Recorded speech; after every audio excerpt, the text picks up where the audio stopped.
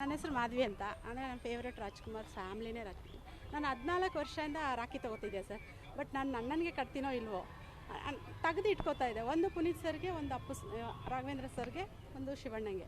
ಮತ್ತು ನಾನು D K Shivakumar ಅಣ್ಣಂಗೂ ತೊಗೋತಿದ್ದೆ, Suresh ಅಣ್ಣಂಗೂ ತೊಗೋತಿದ್ದೆ. 7 rakhi ತೊಗೋತಾ ಇದ್ದೆ. 14 ವರ್ಷದಿಂದ ತೊಗೋತಿದ್ದೆ. ಅಪ್ಪು ಸರ್ ಯಾವಾಗ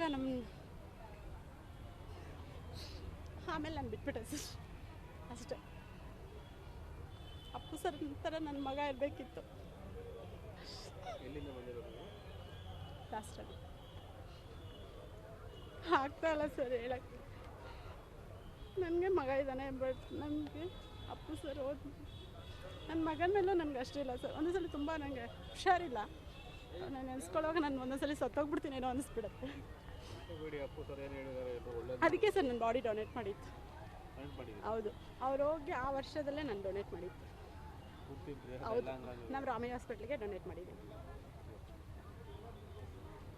ಆ ಥರ ಮಗ ಇರಬೇಕಿತ್ತು. ಅಪ್ಪು ಸರ್, ನಾನು ಬೆಳಗ್ಗೆನೇ ಬಂದಿದ್ದೀನಿ, ಆದರೆ ನಮ್ಗೆ ಫಂಕ್ಷನ್ ಇತ್ತು. ಅದು ಬಿಟ್ಟು ನನ್ನ ಮಗಳಿಗೂ ಹೇಳಿಲ್ಲ, ಯಾರಿಗೂ ಹೇಳಿಲ್ಲ, ಸುಮ್ಮನೆ ರೆಡಿ ಆಗಿಬಿಟ್ಟು ಫಸ್ಟು ನೋಡ್ಕೊಂಡು ಹೋಗ್ಬಿಡ್ಬೇಕು ಅಂತ ಅಷ್ಟೇ. Thanks sir. ಹೌದು ಸರ್, ನಾನು ಇಡೀ ರಾಮಯ್ಯ ಹಾಸ್ಪಿಟ್ಲಿಗೆ ನಾನು ಸುಮಾರು ಜನಕ್ಕೆ ತೋರಿಸಿದ್ದೀನಿ. ಅಪ್ಪು ಸರ್ ಹೋದ್ಮೇಲೆ ನಾನು ಬಾಡಿ ಡೊನೇಟ್ ಮಾಡಿತ್ತು ಅಂತ. ನನ್ನ ಕಣ್ಣು ಮಾತ್ರ ಮಾಡಬೇಕು ಅಂತ ಆಸೆ ಇತ್ತು, ಬೇಡ ನನ್ನ ಬಾಡಿನೇ ಡೊನೇಟ್ ಮಾಡೋಣ ಅಂತ ಮಾಡಿರೋದು. Thank you sir.